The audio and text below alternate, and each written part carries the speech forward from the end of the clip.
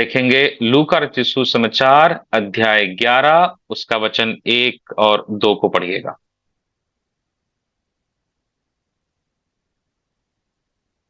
वह किसी जगह प्रार्थना कर रहा था। जब वह प्रार्थना कर चुका तो उसके चेलों में से एक ने उससे कहा, हे प्रभु, जैसे यूहन्ना ने अपने चेलों को प्रार्थना करना सिखाया, वैसे ही हमें भी तू सिखा दे। बस प्रभु का धन्यवाद हो। Thank you sister ji. Bible का ये वचन जिसको अभी हम लोगों ने पढ़ा, मैं समझता हूं सबसे ज्यादा परिचित और सबसे ज्यादा प्रार्थना के समयों में या प्रार्थना के विषय में जब बात करते हैं तो इस्तेमाल में लाया जाने वाला वचन है। क्या? चेलों के द्वारा यीशु से ये पूछना कि हे प्रभु, जैसे यूहन्ना ने अपने चेलों को प्रार्थना करना सिखाया, वैसे तू भी हमें प्रार्थना करना सिखा दे। प्रार्थना, इसी विषय के ऊपर थोड़ा हम लोग प्रभु के वचन से मनन करेंगे। परमेश्वर की आत्मा सहायता करे कि हम आज प्रार्थना के बारे में कुछ गहरी और कुछ अनुग्रह की उत्तम बातों को सीखें और समझें, ताकि वो हमारी आत्मिक उन्नति का कारण होने पाए। यहां पर बैठा हर एक भाई और बहन प्रार्थना करता होगा और करता है, मैं विश्वास करता हूं। लेकिन हर एक का प्रार्थना का तरीका, हर एक का प्रार्थना का स्तर और हर एक का प्रार्थना में विश्वास और हर एक का प्रार्थना में समर्पण और हर एक का प्रार्थना के अंदर अपने आप को रखने का तरीका निश्चित रूप से अलग अलग होगा। उदाहरण के लिए, खाना बनाने वाली बहनें, हर कोई खाना बनाते हैं घर में, लेकिन आप देखिएगा 10 बहनों से खाना बनवाइए, 10 बहनों का बनाया हुआ खाने का एक ही चीज बनवाइए, उन 10 के बनाने के उस खाने में थोड़ा ना थोड़ा स्वाद में अंतर आएगा ही आएगा। प्रेज द लॉर्ड, है ना? उसी प्रकार प्रार्थना के जीवन में भी सबका जीवन का प्रार्थना, सबके जीवन का विश्वास, सबका जीवन का प्रभु के सामने उंडेला जाना अलग अलग है। लेकिन जिस प्रकार एक कोई काम को जब एक व्यक्ति शुरू करता है, तो करते करते करते करते करते जब उसको लगातार करते हैं तो उसके दिल के अंदर क्या इच्छा आता है, मैं जैसा कर रहा हूं उसको और बेहतर करूं, और एक उन्नति और बढ़ने का सबसे बड़ा कुंजी यही है। क्या जानते हैं? जो आप कर रहे हो उसमें संतुष्टि नहीं होना चाहिए। इस चीज को हमेशा याद रखिए, जो आप कर रहे हो उसमें संतुष्टि नहीं होना चाहिए। जो प्रार्थना के जीवन अभी आप जी रहे हो उसमें संतुष्टि नहीं होना चाहिए, मुझे और बढ़ना है। जो प्रभु की उपस्थिति को पा रहे हो उसमें संतुष्टि नहीं होना चाहिए, मुझे और वो उपस्थिति चाहिए। जो वचन को सीख रहे हैं उसमें भी संतुष्टि नहीं होना चाहिए, मुझे और ज्यादा सीखना है। जो भी आप जो पढ़ाई कर रहे हो उसमें भी संतुष्टि नहीं होना चाहिए, पिता मैं इसे तब तक इतना बेहतर करूं जब तक मैं उस मंजिल को और उस चीज को पा न लूं जिसके लिए मैंने इस काम को शुरू किया है। ये बहुत इंपॉर्टेंट है, बहुत इंपॉर्टेंट। कई लोग केवल प्रार्थना करते हैं, कई लोग ऐसा प्रार्थना करते हैं जैसा परमेश्वर चाहता है। 2 तरीके का प्रार्थना है, एक तो अपने मन का प्रार्थना, दूसरा एक परमेश्वर के मन का प्रार्थना। हमारे मन का प्रार्थना कैसे रहेगा? जिसमें आप केवल अपनी इच्छाओं को ढूंढोगे, मेरा ये हो जाए, मेरा वो हो जाए, मेरा ये हो जाए, मेरा वो हो जाए। उस प्रार्थना में कहीं पर भी प्रभु की इच्छा और पवित्रता और प्रभु की महिमा नहीं रहेगी। वो स्वार्थपूर्ण प्रार्थना रहेगा। लेकिन दूसरा प्रार्थना क्या है? यीशु की, पिता मेरी नहीं तेरी इच्छा पूरी हो। एक ऐसा प्रार्थना भी है जिसके अंदर में अपनी इच्छा पूर्ति करने के लिए घुटना टेका नहीं जाता। जब भी घुटना टेकेगा उसका एक ही मनसा है, मेरे परमेश्वर, मेरे जीवन के द्वारा तेरी इच्छा हर एक बातों में पूरी हो। मेरे नौकरी के द्वारा, मेरे परिवार के द्वारा, मेरे रिश्ते के द्वारा, मेरे पढ़ाई के द्वारा, मेरी प्रार्थना के द्वारा, मेरी सेवकाई के द्वारा, मेरी नौकरी के द्वारा, मेरे घर में रहने के द्वारा, एक एक चीजों के द्वारा परमेश्वर तेरी महिमा होने पाए, ये दर्शन रखने वाला एक अद्भुत प्रार्थना है। अब ये वचन जिसको मैंने भी पढ़ा, ये बड़ा ही अद्भुत है, जरा इसको समझिएगा। एक दिन यीशु मसीह प्रार्थना करके आए चेलों के पास और चेले जब यीशु मसीह को ऐसे प्रार्थना करके आते देखे, चेले में से किसी चेले ने फट से यीशु मसीह से पूछा, प्रभु तू हमें प्रार्थना करना सिखा जैसे यूहन्ना ने अपने चेलों को सिखाया। Very important. अब ध्यान दीजिएगा, क्या चेले प्रार्थना नहीं करते थे? मैं मानता हूं करते थे, लेकिन उन्होंने उस रीति का प्रार्थना नहीं कभी किया जैसा उनका गुरु यानी प्रभु यीशु मसीह करते थे। तो चेलों के अंदर में क्या लालसा आया? चेलों ने एक बात ध्यान दिया, यीशु मसीह खाना तक को छोड़ा लेकिन कभी प्रार्थना नहीं छोड़ा। समय मिला तो समय, मिले हुए समय पर प्रार्थना करने यीशु मसीह गए। समय नहीं मिला तो समय निकाल कर यीशु मसीह प्रार्थना करने गए। दिन भर यात्रा करके समय नहीं मिला तो रात्रि के समय उठ करके प्रत्येक दिन यीशु को प्रार्थना करते, प्रत्येक दिन प्रत्येक दिन प्रत्येक दिन प्रार्थना करते। चेलों ने एक चीज को बड़ा ध्यान दिया अपने गुरु का, हमारा गुरु सब चीज में चूक जाता है लेकिन प्रार्थना के मामले में कभी नहीं चूकता। उन्होंने एक चीज को समझा, यीशु के जीवन का सबसे बड़ा मूल पूंजी क्या था? यीशु के जीवन के ईमानदारी का प्रार्थना का एक गहरा अनुभव। Praise the Lord. याद रखिएगा, 10 दिन जोश में 10 घंटा प्रार्थना करना और विश्वास और समर्पण के साथ दिन में मात्र 2 घंटा प्रार्थना का लगातार जीवन जीना, इन दोनों में उत्तम कौन सा है जानते हैं आप? वो 2 घंटा, वो 2 घंटा जो आप प्रत्येक दिन ईमानदारी के साथ बिना रुके बिना थके आप प्रभु के साथ दे रहे हो, प्रभु के सामने बैठे हो बैठे हो बैठे। प्रभु क्या चाहता है इसको समझिए ध्यान से। प्रभु आपको प्रत्येक दिन एक अवस्था में देखना चाहता है, प्रत्येक दिन प्रत्येक दिन प्रत्येक दिन प्रत्येक दिन। और चेलों ने यीशु के अंदर इस बात को बड़े ध्यान से समझा और देखा। अब इसमें सबसे बड़ी बात क्या थी? चेले एक चीज समझ गए थे, यीशु के जीवन के अभिषेक का, उसके जीवन की गहरी बातों का मूल कुंजी क्या था? यीशु के जीवन की प्रार्थना। इसलिए चेले क्या बोलते हैं? प्रभु हमें भी सिखा जैसे यूहन्ना ने सिखाया। अब क्या करना है देखिएगा ना, चेले ये नहीं बोले हमें दुष्ट आत्मा निकालना सिखा, चेले ये नहीं बोले हमें मुर्दा जिंदा करना सिखा, चेलों ने ये भी नहीं कहा कि हमें कैसे प्रचार करना है सिखा, चेलों ने ये नहीं कहा हमें चिन्ह चमत्कार करना कैसे सिखा। वो एक मूल कुंजी को देखे, क्या?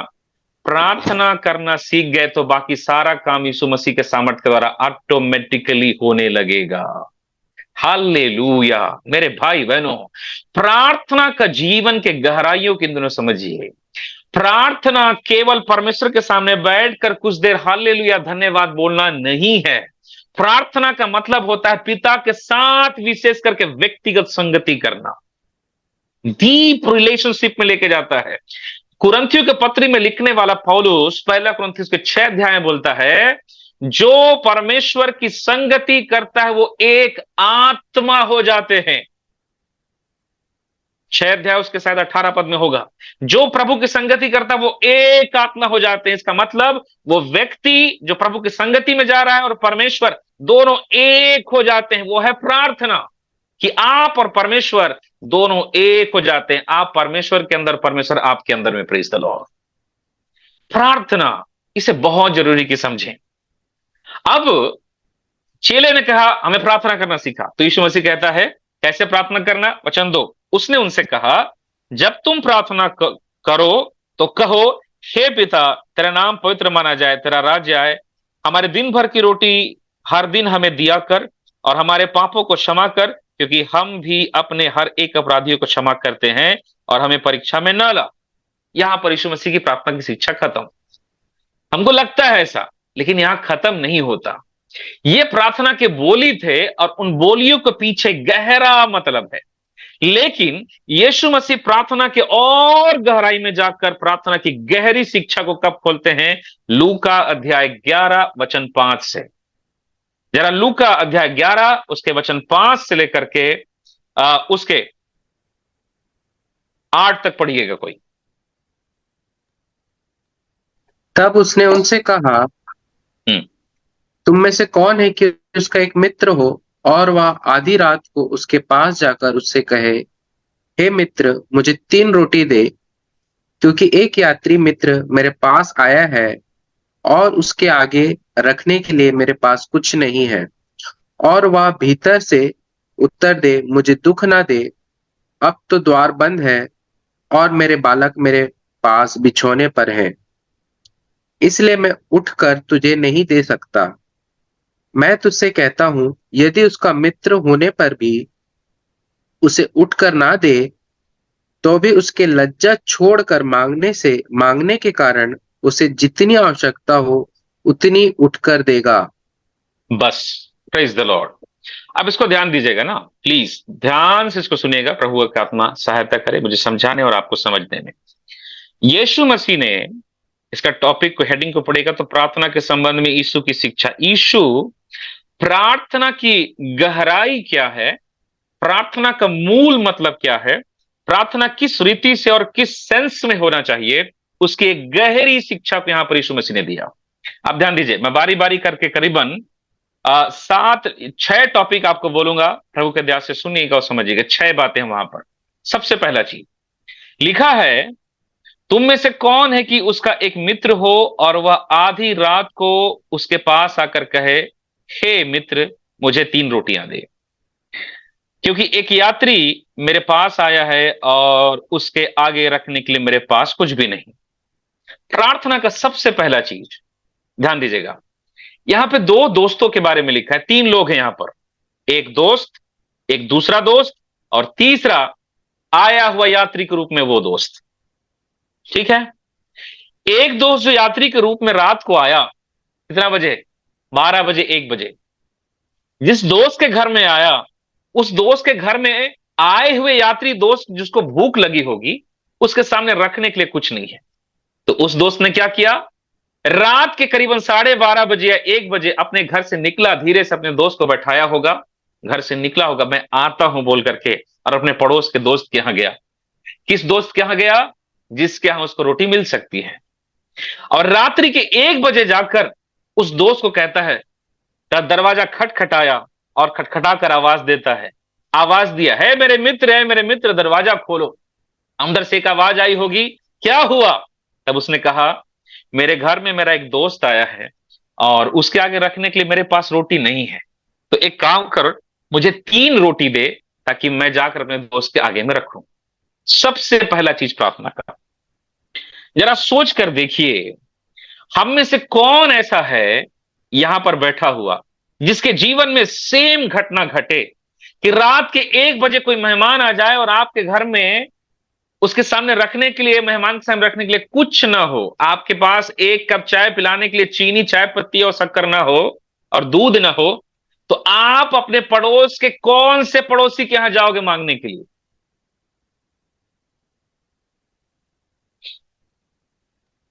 जहाँ मिलने की आशा है। चलिए, एक जवाब आया, जहां मिलने की आशा है, और जिस पर हमको भरोसा है कि वो दे सकता है। जिस पर हमको भरोसा है कि वो दे सकता है। दूसरा जवाब आया, और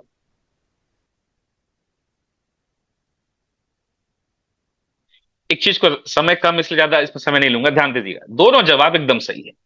जिसको आशा है और जिसको भरोसा है कि मैं उस दोस्त के पास जाऊंगा तो मुझे वो मेरे जरूरत का चीज देगा। इसमें सबसे बड़ी गहरी बात क्या है पता है, उसके 5 दोस्त होंगे, रमेश, सुरेश, दिनेश, खगेश, कुछ भी नाम रख लो।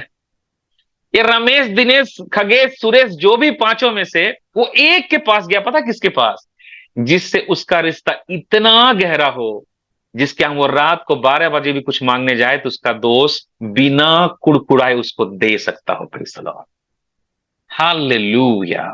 ये क्या दिखाता है, मांगने के लिए, मांगना बड़ी बात नहीं था, दोस्त या पड़ोसी बड़ी बात नहीं थे। एक ऐसा दोस्त जिससे इतना घनिष्ठता का रिश्ता, जिसके पास जाके रात के 1 बजे ही बोले कि मुझे ये चाहिए, तो सामने वाला दोस्त कहे कि तू भाग यहां से बोल के बिना डांटे नम्रता के साथ देने का मन रखने वाला होना चाहिए। Praise the Lord. प्रार्थना का सबसे पहला कुंजी क्या है पता है, जीवन के अंदर में जिससे तुमको पाना है उससे अपना रिश्ता बहुत अच्छा और स्पष्ट और गहरा होना चाहिए। हालेलुया, वेरी इंपॉर्टेंट है। जिससे आपको पाना है, जिससे आप मांगने जा रहे हो, जिससे तू मांगने जाएगा, तू हर किसी से मांग नहीं सकता। मांगने के लिए तो किसी से भी मांगोगे, लेकिन जरूरी नहीं है कि वो आपको बड़े प्यार से दे दे, दो ठो बात सुना के भी दे सकता है। लेकिन उसका ऐसा रिश्ता नहीं था। ऐसे के पास गया जो वास्तव में उसके रिश्ते बहुत गहरा और ऐसा था, जो रात को 1 बजे भी उठ के देने का मन रखने वाला था। उसके बच्चे सोए थे इसलिए नहीं उठ रहा था, लेकिन उसका मन एकदम साफ था। कहने का मतलब समझ रहे हो आप? प्रार्थना की सबसे पहली कुंजी क्या है? अपने रिश्तों को सही करो। किससे? सबसे पहले परमेश्वर से, उसके बाद अपने अगल बगल में रहने वाले हर एक रिश्तेदारों और दोस्तों से। मेरे भाई बहनों, ये दोनों रिश्तों का बड़ा कीमती है, याद रखिएगा। आप प्रभु के सामने बड़ा भक्त बनकर अपने पड़ोसी से बैर रख के नहीं चल सकते। बाइबल में लिखा है, तू अपने पड़ोसी से अपने समान प्रेम रख। आप अपने मन के अंदर कड़वाहट रख कर प्रार्थना करके कुछ पा नहीं सकते। यीशु मसीह ने जब प्रार्थना के शब्द कहे तो एक शब्द बोला, हे, यहाँ पे 4 में लिखा है, हमारे पापों को क्षमा कर, क्योंकि हम भी अपने हर एक अपराधी को क्षमा करते हैं। इसका मतलब क्या है? कड़वाहट रहित मन है मेरा। मेरे मन के अंदर में कोई कड़वा नहीं होना चाहिए, चाहे मेरे से अच्छा किया गया हो, चाहे मेरे से बुरा किया गया हो। हे परमेश्वर, मेरा मन प्रत्येक व्यक्ति के लिए यीशु मसीह के नाम से साफ रहे। Praise the Lord. मेरे भाई बहनों, हम में से अधिकतर लोग प्रभु के सामने अपने रिश्ते को बेहतर करने के लिए तो बड़ा जोर मारते हैं, लेकिन बगल में रहने वाले भाई से जय मसीह नहीं निकलता है। मेरे को तो ऐसे बोली थी, उसको तो बताती हूं, बम फोड़ दूं उस घर में। मेरे भाई बहनों, एक चला लॉजिक सोचो, जरा ध्यान से सोचो। दिखने वाला व्यक्ति जिसको आप देख के जय मसीह कैसे हैं, आइए बैठिए सुनिए खाइए जाइए कर सकते हो, उससे तो आपको प्यार हो नहीं रहा है, तो अदृश्य परमेश्वर से प्यार होगा?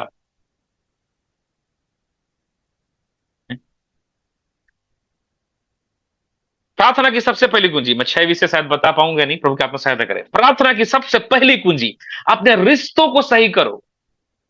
अपने रिश्ते को बनाओ पहले परमेश्वर के साथ भी। प्रत्येक दिन प्रार्थना करने के द्वारा, प्रत्येक दिन प्रभु के सामने उपस्थिति में आराधना करने के द्वारा, संगति में जाने के द्वारा, रोज बाइबल को पढ़ने के द्वारा, चलते फिरते उठते बैठते एक एक विषयों के लिए प्रार्थना करने के द्वारा, ऐसा मानो जैसे जैसे जैसे मूसा को परमेश्वर बोलता है, मूसा मेरे भाई के समान है। मूसा भाई के समान कैसे बना? परमेश्वर के बातों को सुनने के द्वारा, उसमें चलने के द्वारा। प्रभु जो बोलता था बिना सवाल किए करता था। अपनी बात बोलता था, उसकी बात सुनता था, अपनी बात बोलता था, उसकी बात सुनता था। अपने रिश्ते को परमेश्वर के साथ मूसा ने बेहतर किया। आज की रात जरा सा परख कर देखिए, आप जिस परमेश्वर के सामने घुटने टेकते हो, उसके साथ तेरा रिश्ता कैसा है? स्वार्थपूर्ण रिश्ता तो नहीं है कि जरूरत पड़ा तो प्रभु हालेलुया, प्रभु आंखों से आंसू निकलेगा, एक बाल्टी आंसू गिर जाए है, अब मामला निपटा तो प्रभु जी मिलते हैं अगले बार जब तकलीफ आएगा तब। नहीं मेरे भाई बहनों, एक व्यक्तिगत तौर से आपका रिश्ता परमेश्वर के साथ होना चाहिए। इसीलिए तो यीशु ने जब प्रार्थना के शब्द सिखाए तो पहला शब्द का कहा, हे हमारे पिता। क्या मतलब इसका? प्रार्थना करने वाला प्रत्येक भाई और बहन को पिता के सामने दास और दासी बन के नहीं जाना है, उसका बेटा और बेटी बन के जाना है। Praise the Lord. क्योंकि बेटा और बेटी का ही अधिकार होता है अपने पिता के धन पर। Praise the Lord. यीशु क्या सिखा रहा था? जब तू उसकी बेटी बन जाएगा, जब तू उसका बेटा बन जाएगा, तो जो मांग वो तेरे लिए करेगा। Praise the Lord. क्यों? तेरे लिए है। तो सबसे पहला चीज क्या है? अपने रिश्ते को परमेश्वर से स्थापित करना। एक अच्छा पवित्रताई का जीवन जीते हुए परमेश्वर के साथ रिश्ता स्थापित करना वेरी इंपॉर्टेंट, सबसे पहला चीज। ठीक है। दूसरा चीज, पहला चीज समझ में आया ना? ओके। अब दूसरा चीज देखिए प्रार्थना का। जब रात के करीबन 1 बजे इस मित्र के यहां उसका अपना मित्र आया, तो उसके पास कुछ भी नहीं था। मैं इसको बोलता हूं, सवेरे आता तो गर्मा गर्म इडली सांभर का नाश्ता खिलाते ना भाई, हैं? सवेरे तो नाश्ता बनता है। सवेरे आने से अच्छा अच्छा इडली सांभर मिलता, चीला मिलता, और भी आलू पटाटा बड़ा जो भी बनाते हो भैया, कुछ भी जो घर में सुबह नाश्ता बनता, रोटी चावल दाल, अच्छा से खिलाते। दोपहर में आया होता तो क्या बनता, अच्छा सा लंच मिलता। अरे छोड़ो लंच टाइम भी छोड़िए, शाम को आया होता तो बढ़िया से कुछ स्नैक्स खिलाकर, दुकान से कुछ मंगा के अगर ऐसा होता तो खिलाते। रात को आया होता 8 बजे तो जो डिनर बना रहे थे, थोड़ा सा एक कटोरी और चावल डाल के उसके लिए बनाते और अच्छे से खिलाते उसको। ये आया कब दोस्त, रात को 1 बजे। और ऐसे समय में आया जब इसके पास कुछ भी नहीं है, ध्यान रखिएगा इसको, वेरी इंपॉर्टेंट पॉइंट है। ऐसे समय में जब इसके पास कुछ भी नहीं है, लेकिन ये जो दोस्त है, उसका जो पड़ोस में जिसके साथ उसकी बड़ी अच्छी रास्ता है, बड़ा अच्छा दोस्ती है, तो क्या किया पता है, अपने आए हुए मेहमान दोस्त को बैठाया, पीछे के दरवाजे को खोला और बगल में गया, दरवाजा खटखटाया, नॉक नॉक नॉक नॉक, दरवाजा खटखटाया गया, खोला, खोला नहीं गया, अंदर से आज क्या हुआ, तब वो बोलता है, मेरे मित्र, मेरे घर में एक मेरा यात्री मित्र आया है, उसके सामने रखने के लिए मेरे पास कुछ भी नहीं है, मुझे 3 रोटियां दे कि मैं उसके सामने रखूं। मेरे भाई बहनों, दूसरा प्रार्थना का भेद पता है क्या, इसको कैसे पता कि उसके घर में रोटी मिलेगा भी,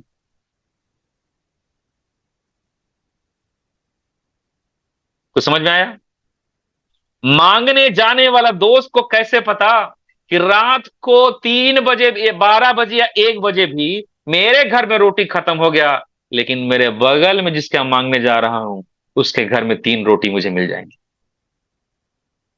प्रार्थना की दूसरी बड़ी कुंजी क्या है पता है, जिससे तू प्रार्थना कर रहा है उसके बारे में तू जान ले कि जो तू मांग रहा है वो उसे देने में सामर्थ्य है या नहीं।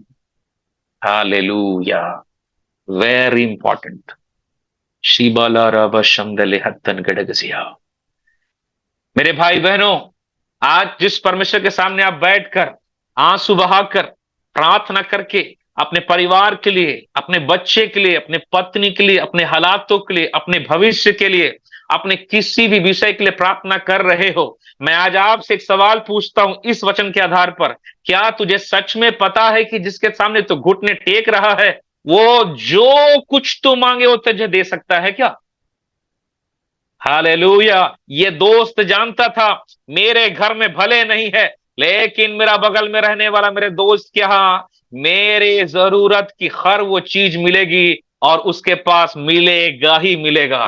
प्रभु चाहता है कि तू अपने परमेश्वर के बारे में जाने कि वास्तव में वो क्या है, क्या कर सकता है, कितना सामर्थी है और कितना जलाल से अपने मांगने वाले को उत्तर देने में सामर्थी परमेश्वर है। रीवालाबा शमदन हत्त झूड़बा लगडगसिया। हालेलुया। सामरी स्त्री शिशु ने कहा, यदि तू जानती कि मैं कौन हूं तो तू मुझे पानी न पिलाती, वरन तू मुझसे मांगती और मैं तुझे जीवन का जल देता। अब्राहम के बारे में लिखा है रोमियो की पत्री 7:4 में, उसके 17 पद से आगे पढ़ेंगे तो अब्राहम आराधना करके जान गया कि परमेश्वर ने जो वायदा किया है बच्चा देने का, उस वायदे को पूरा करने में वो सामर्थ्य है। वो 100 साल की बुढ़ापी अवस्था में ही प्रार्थना करके मांगना चालू कर दिया, प्रभु तेरा वचन को पूरा कर। हालेलुया। जब तू ये जान जाएगा, प्रेज द लॉर्ड, कि परमेश्वर मेरे जीवन के एक एक प्रार्थना का उत्तर देगा, तेरी प्रार्थना विश्वास से परिपूर्ण होगी। हालेलुया। आज तो हमारा प्रार्थना कैसे होता पता है, 10 दिन प्रार्थना किए, 11वां दिन में नहीं हुआ तो छोड़ो प्रभु तेरी इच्छा होगा कुछ और, प्रार्थना का विषय चेंज। प्रार्थना का विषय चेंज। अरे प्रभु मैंने प्रार्थना किया, थोड़ा ऐसा होना चाहिए, नहीं हुआ, पता नहीं यार, प्रभु करे करें, प्रार्थना का विषय चेंज है। हम तो प्रार्थना का विषय ऐसे बदलते हैं ना जैसे घर का चादर बदलते हैं। मेरे भाई बहनों, इसको समझिए, आप जिसके सामने बैठ के प्रार्थना कर रहे हो, क्या सच में जानते हो कि आप जो मांग रहे हो दे सकता है? इसको इसको समझिए, आपको आपके परमेश्वर के बारे में बोध होना चाहिए, क्या दे सकता है वो। सद्रक मेशक अबेदनगो ने एक बात कहा था, हे राजा, जिस परमेश्वर की हम उपासना करते हैं ना, वो हमें तेरे हाथ से और इस धधकती हुई आग के भट्टे से बचाने में समर्थी है। हालेलुया। मेरे भाई, मेरे बहन, परमेश्वर की आत्मा तुझसे कहना चाहता है, प्रेज द लॉर्ड, हंदला रेखन शक्तिनार वे हालेलुया। तेरे अंदर में इतना दृढ़ विश्वास होना चाहिए, मैं जो प्रार्थना कर रही हूं, मैं जो प्रार्थना कर रहा हूं, प्रेज द लॉर्ड, मेरा एक एक प्रार्थना का उत्तर मेरा यहोवा देगा। थोड़ा देर लग रहा है जरूर, थोड़ा परेशानी आ रही है जरूर, थोड़ा रुकावट आ रहा है जरूर, लेकिन बिना उत्तर पाए मेरा परमेश्वर मुझे छोड़ेगा नहीं। मुझे उत्तर देकर मेरे विश्वास का उपाय करने वाला और मेरा परमेश्वर मेरी प्रार्थना को अनसुनी करने वाला परमेश्वर नहीं है। हालेलुया। तो प्रार्थना करने वाले व्यक्ति को ये पता होना चाहिए कि मेरा परमेश्वर जिससे मैं मांग रही हूं, जिससे मैं प्रार्थना कर रहा हूं, वो मुझे क्या कर सकता है। यह दूसरा पॉइंट। तीसरा चीज ध्यान दीजिएगा, समझ में आया ना। तीसरा चीज, इसका दोस्त आया कब। अब इसका जो दोस्त है, इसको जरा ध्यान दीजिए, ये दोस्त भी बड़ा ही विचित्र दोस्त है। कब आ रहा है भाई ये? रात को। कौन दोस्त है भैया जो रात को 12-1 बजे आता है? लेकिन इसका दोस्त आया रात के समय में, ऐसे समय में आया जब इसके पास कुछ नहीं है रखने के लिए। लेकिन याद रखिएगा, ये रात के समय में ये दोस्त जो जिसके घर में आया, ये उठा और अपने दोस्त के बगल में जाकर बगल के दोस्त से मांगने लगा। यीशु मसीह ने समय को बताया, तुझे कब प्रार्थना करना है? रात्रि के समय में।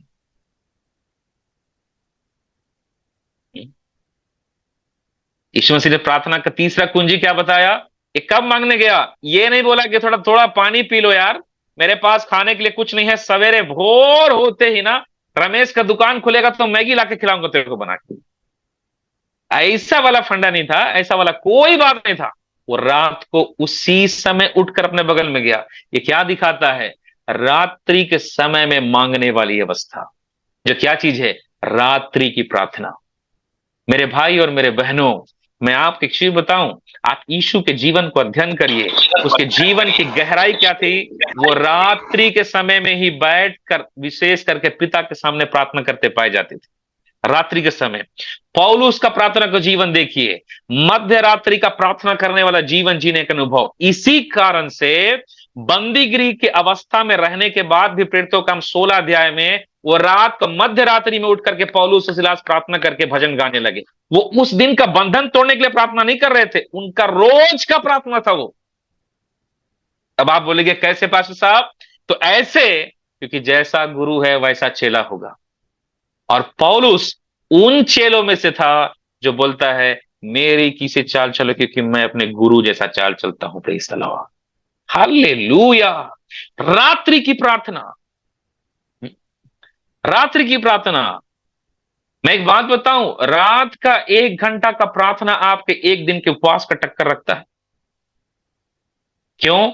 ये कीमत चुकाया हुआ प्रार्थना है भाई बहन। दुनिया जब आराम से अपने बिस्तर में ठंडी में सो रही है, जब आराम से उसको नींद आ रहा है, आप अपनी नींद को, अपने चैन को, अपने शरीर के थोड़ा सा आराम को छोड़ करके आप उठ के प्रभु के सामने बैठे हो। क्यों पता है? आप ये दिखाते हुए, हे परमेश्वर, मैं अपने शरीर को, अपने आंख को, मेडिकल विभाग वाले भैया लोग यहां पर हैं, नहीं सोने से क्या क्या हामियां होगा आप पूछिए, इनसे बताएंगे। आपका ब्रेन स्लो काम करना चालू कर देगा, बीपी लो हो सकता है, हाथ पैर में दर्द आएगा, फिर डाइजेशन खराब हो जाएगा, एसिडिटी होगा, 50 बीमारी फ्री में बता देंगे बैठे बैठे यहीं पर। तीसरा चीज क्या है? रात्रि का प्रार्थना। यीशु मसीह ने एक शब्द कहा, जागते रहो, प्रार्थना करते रहो। जिस रात यीशु मसीह पकड़वाए गए, उस रात भी वो रात्रि की प्रार्थना किए। यीशु के जीवन का एक बहुत गहरा अनुभव क्या था पता है? रात्रि का प्रार्थना। मेरे भाई बहनों, अपने जीवन में रात्रि का प्रार्थना को समय निकालिए। एटलीस्ट कम से कम 1 घंटा प्रभु के सामने बैठिए, प्रभु के लिए जगिए। Praise the Lord. जल्दी जल्दी चलते हैं। तो ये था तीसरा, रात्रि के समय में जाके अपने पड़ोसी से मांगना क्या दिखाता है? रात्रि के प्रार्थना के अनुभव को दिखाता है। तब आते हैं चौथा। चौथा क्या है? ये एक शब्द लिखा है यहां पर, जब वो अपने दोस्त क्या मांगने गया तो दरवाजा खटखटाकर जब बोला, मेरे घर में एक मेहमान आया है और मुझे उसके सामने रखने के लिए कुछ नहीं है, तो कृपया करके 3 रोटी दे ताकि मैं उसके सामने रखूं। अब इसे महत्वपूर्ण ध्यान दीजिए। जब ये बात उसके दोस्त ने अपने दोस्त से दरवाजे के बाहर खड़े रहकर मांगा, तो वहां वचन में लिखा है, अंदर से एक आवाज आई, मैं बिस्तर पर हूं और बच्चे मेरे साथ हैं और मैं नहीं उठ सकता, अभी मुझे कष्ट न दे। तो प्रार्थना में चौथा कुंजी जो यीशु मसीह ने सिखाया कि पहली बार जब प्रार्थना किया गया, अंदर से हां का जवाब नहीं मिला। अंदर से क्या जवाब आया? मैं नहीं दूंगा। मेरे भाई बहनों, प्रार्थना के जीवन में जब इन दिनों आप बढ़ने के लिए जब अपने जीवन को आगे पुश करोगे, जब अपने जीवन में आप आगे बढ़ोगे प्रार्थना में, उपवास में, तो एक चीज हमेशा याद रखिए, हमेशा प्रार्थना का उत्तर हां नहीं होता। कई बार कई विषयों में परमेश्वर का ना भी उस प्रार्थना का उत्तर है। कई बार आपके प्रार्थनाओं में परमेश्वर जब बोलेगा रुक जाओ, वो भी आपके प्रार्थना का उत्तर है।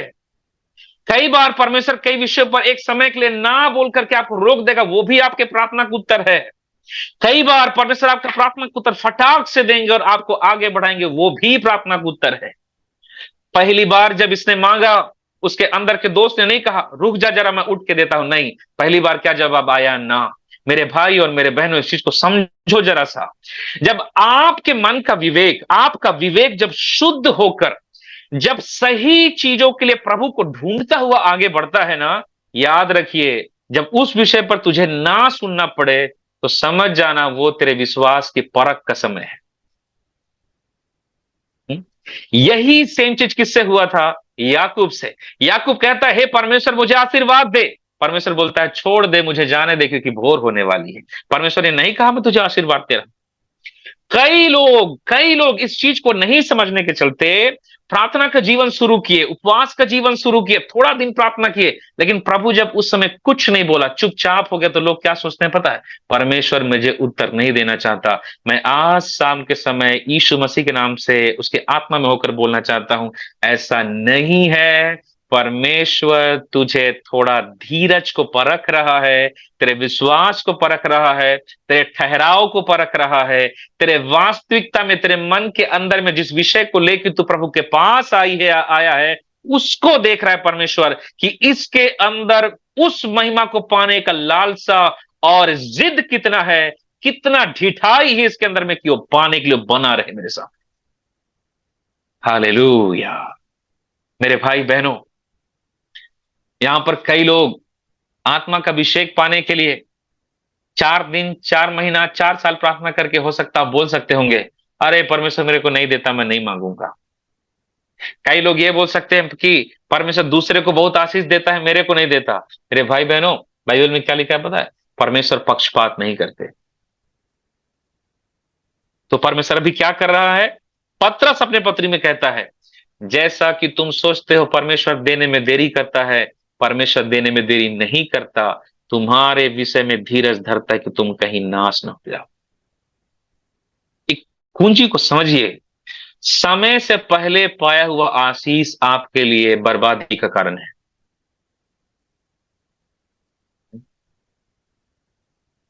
मैं हमेशा एक उदाहरण देता हूं, 5 साल का बच्चा को 10,000 कौन देगा? कोई देगा? मुझे नहीं लगता कि कोई देगा। अब दे भी दोगे तो वो बच्चा क्या करने वाला है?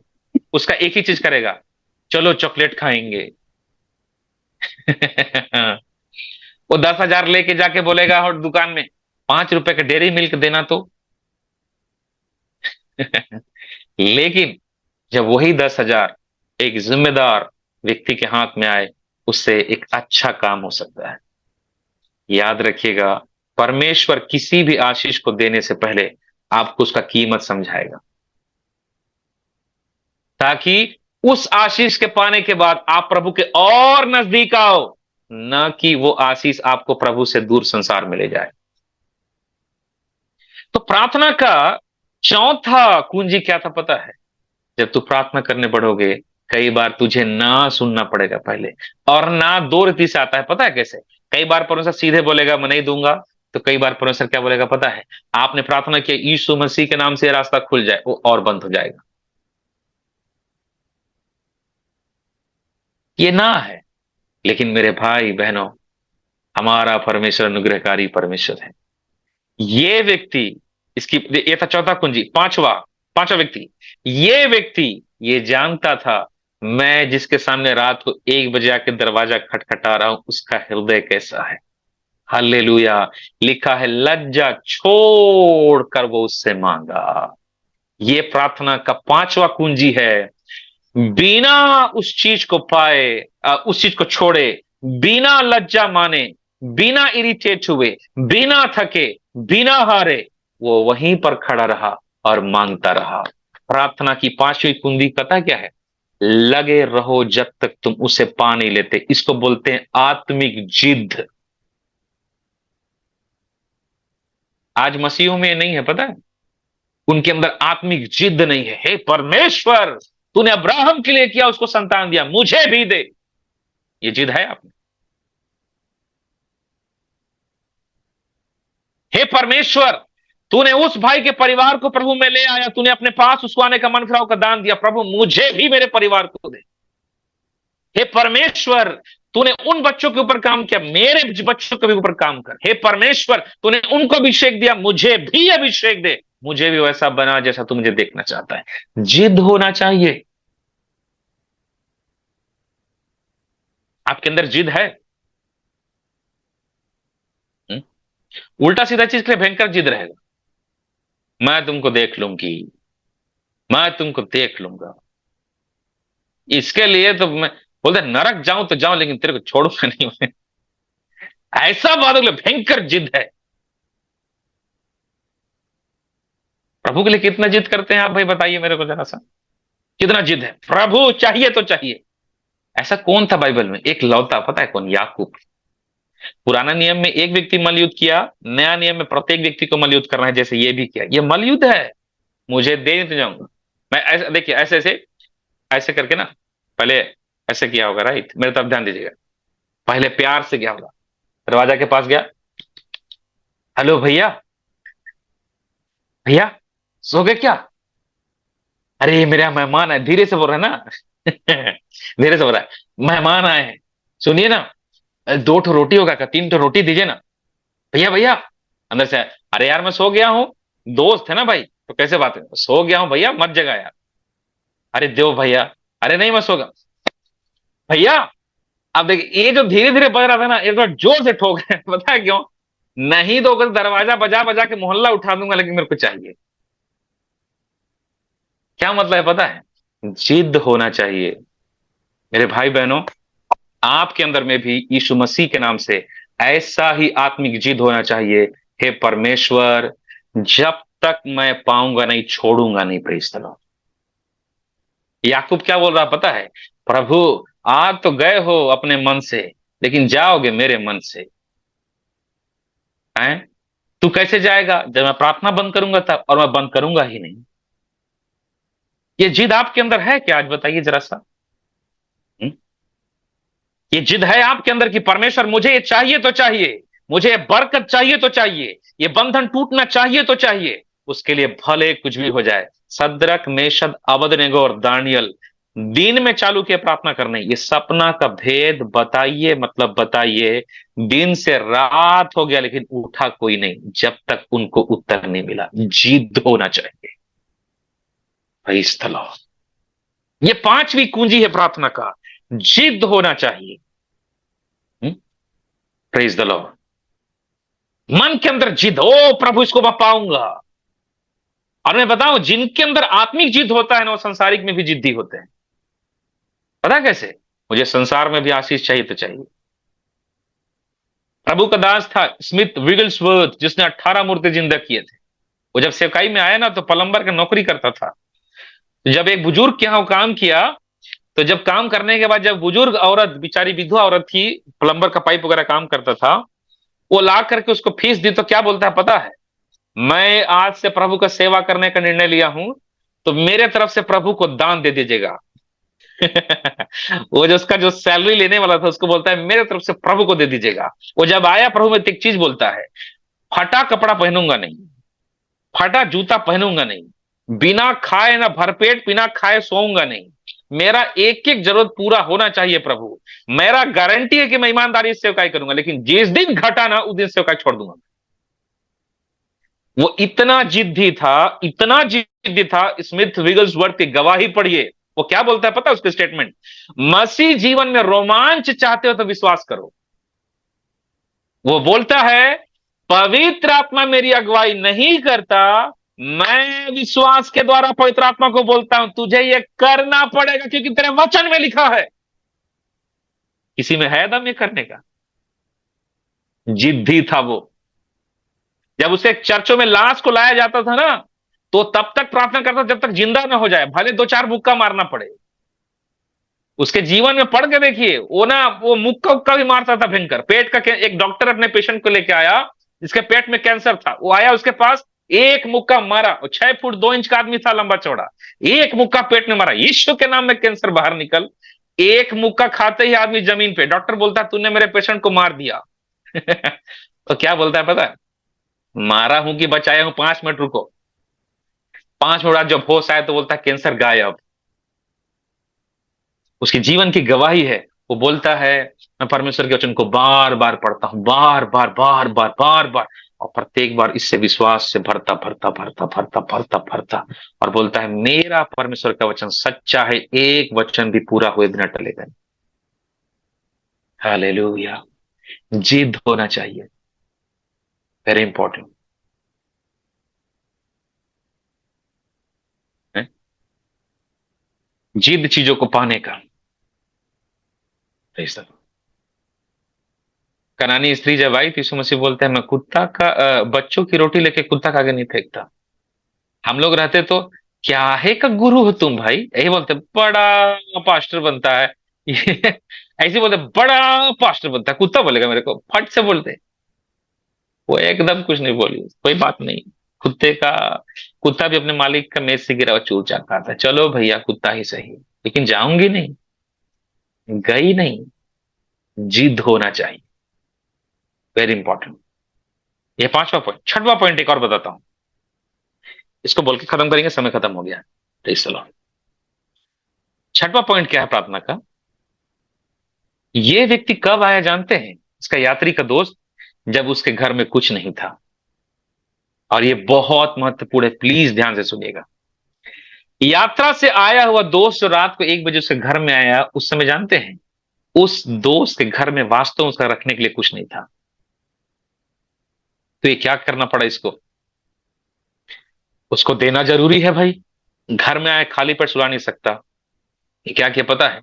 ये बोला नहीं कि मेरे पास कुछ नहीं है, ये बगल में जाके मांगा उस चीज को जिसके पास नहीं था। मेरे भाई बहनों, वेरी इंपॉर्टेंट, प्लीज सुनिए। कई बार जो आपके जीवन में नहीं रहेगा ना, परमेश्वर उस चीज को आपके जीवन से डिमांड करेगा। आपके प्रार्थना से लोग चंगे नहीं होंगे, लेकिन फिर भी कोई आके बोलेगा मेरे लिए थोड़ा प्रार्थना कर दीजिए ना, मेरा तबीयत ठीक नहीं है। आपको अगुवाई नहीं मिलता है, फिर भी कोई आके बोलेगा दीदी मेरे लिए प्रार्थना कीजिएगा ना, आप बताइएगा प्रभु क्या बोलता है आपको। आप बोलोगे अरे मेरे को तो खुद अगुवाई नहीं मिल रहा है भाई, मेरे प्रार्थना से तो खुद नहीं हो रहा है, मैं इसको क्या बताऊंगी। मेरे भाई बहनों, मैं बहुत गहरी बात बोल रहा हूं। आप कितना समझ पा रहे मुझे नहीं पता। परमेश्वर जानबूझकर कई ऐसी चीजों को आपके जीवन में लाएगा जो आपसे नहीं होता है। आप भविष्यवक्ता नहीं, आप बोलेंगे अरे मैं भविष्यवक्ता थोड़ी मेरे पास अगुवाई मांगने है। अरे नहीं नहीं दीदी, आप प्रार्थना कीजिएगा ना, मेरे को बताइएगा प्रभु ऐसा क्यों करता है पता है? ये जताने के लिए वो तेरे पास अभी नहीं है, लेकिन तू उसको मांग के पा सकता है। और मैं क्या चाहता हूं, तुझे इसीलिए उसका कमी और घटी एहसास दिला रहा हूं, ताकि तू उसको मांग के पा ले जो तेरे पास नहीं है। प्रेज द लॉर्ड, हालेलुया, रिबाला शकरीरा।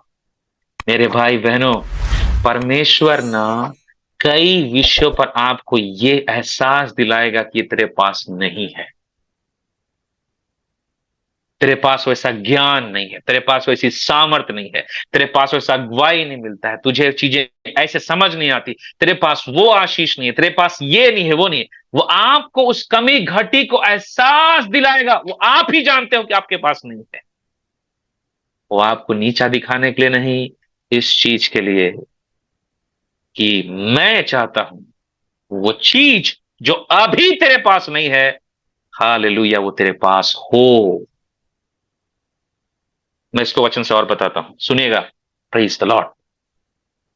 सारपत नगर की विधवा के पास जब पहला राजा 17 अध्याय में जब एलिया गया, तो औरत फाटक के पास में कुछ लकड़ियों को बीन कर जा रही थी। मुट्ठी भर मैदा और कुप्पी का थोड़ा सा तेल से, मुट्ठी भर मैदा था, ध्यान दीजिए इधर, मुट्ठी भर मैदा, एक मुट्ठी। कितना बड़ा रोटी बनेगा बताइए तो? एक मुट्ठी मैदा को ऐसा करके सानिए, इतना आटा ना, इतना बड़ा लोई बनेगा। वो बच्चा वाला रोटी बनेगा इतना बड़ा, छोटू सा। आप उसी को क्या करेगी? वो तो खुद भी नहीं खाएगी, वो बच्चा खिलाएगी। लेकिन एक, मैं डायरेक्ट पॉइंट पे आता हूं। एलिया गया तो क्या बोलता है, सुनिए ना, एक गिलास पानी दीजिए तो। हाँ, ला रही हूं। सुनिए ना, वो रोटी जो बना रहे हैं ना, उसको भी लाइएगा ना मेरे लिए। वो क्या बोलती है, मेरे पास नहीं है। तब एलिया भविष्यवाणी करता है, सुन बहन, तेरे कुप्पी में तेल नहीं है, थोड़ा सा है। वो आटा भी नहीं है, थोड़ा सा है। लेकिन अगर तू मेरी बात को मानी, तो मैं तेरे कमी घटी पे तेरा मजाक उड़ाने के लिए बात नहीं बोल रहा। स्वर्ग का परमेश्वर की आत्मा यूं कहता है, ना तो वो कुप्पी का तेल घटेगा, ना मैदा घटेगा। हल्लेलूया। मेरे भाई बहनों, मैं एक और मजेदार बात बताता हूं। रोटी बना के लाई कि नहीं? रोटी बना के लाई कि नहीं? लाई। तो घड़े में बचा क्या फिर? घड़ा को खाली की, तब उस घड़े में चमत्कार आया। याद रखिएगा, कई बार प्रभु के चमत्कार को करने पाने के लिए खाली होना पड़ता है। Praise the lord, hallelujah. जिस समय आपके पास नहीं रहेगा ना मदद करने का, प्रभु बोलेगा तू उठाकर उस पैसे को दे तेरे काम के लिए। है, कई चीजों में जब आपके पास नहीं रहेगा, तब प्रभु बोलेगा तू दे। और वो होता है समय चमत्कार का, वो समय होता है विश्वास का। और इतना करीबन 7 से 6 भेदों को यीशु मसीह सिखाने के बाद, एक सबसे बड़ा बात लास्ट में क्या बोला पता है? वचन 9 से मैं पढ़ रहा हूं, ध्यान से सुनिएगा, फिर खत्म करते हैं। वचन 9 से, मैं तुमसे कहता हूं कि मांगो तो दिया जाएगा, ढूंढो तो तुम पाओगे, खटखटाओ तो तुम्हारे लिए खोला जाएगा। क्योंकि जो कोई मांगता है उससे मिलता है, और जो ढूंढता है वह पाता है, और जो खटखटाता है उसके लिए खोला जाएगा। ध्यान रखेगा, जो ढूंढता है, जो मांगता है, जो खटखटाता है, सब नहीं। यहां बैठे हुए 32 लोगों में से, 29 लोगों में से कौन जो मांगेगा, जो खटखटाएगा, उसको ही मिलेगा। बाकी लोग सुन के बोलेंगे पास्टर अच्छा बताया। बाकी लोग यही बोलेंगे हाँ पास्टर बढ़िया बताया, उसके अलावा कुछ नहीं। लेकिन जो ये करना चालू कर देगा उसको मिलेगा। फिर अगर आगे वचन में लिखा, वचन 11, तुम में से ऐसा कौन पिता होगा कि जब उसका पुत्र रोटी मांगे तो उसे पत्थर दे, या मछली मांगे तो उसके बदले में सांप दे, या अंडा मांगे तो उसे बिच्छू दे?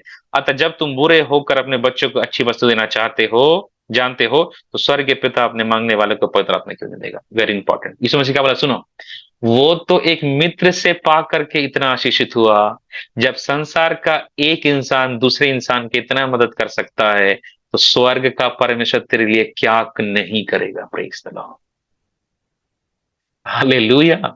ये दोस्तों का गवाही जो है, परमेश्वर नहीं उसका दोस्त, वो इंसान ही है। वो क्या दिखाया? इंसान जब दूसरे इंसान से प्रेम रखता और जानता है, तो इतना कर रहा है दूसरे के लिए, तो सुनो, तुम्हारा स्वर्गीय पिता तुम्हारे लिए कितना नहीं करेगा? Praise the Lord. मेरे भाई बहनों, मैं अपने वचनों को बंद करना चाहता हूं। प्रभु की आत्मा इन दिनों हमारे प्रार्थना को और गहराई में लेके जाए।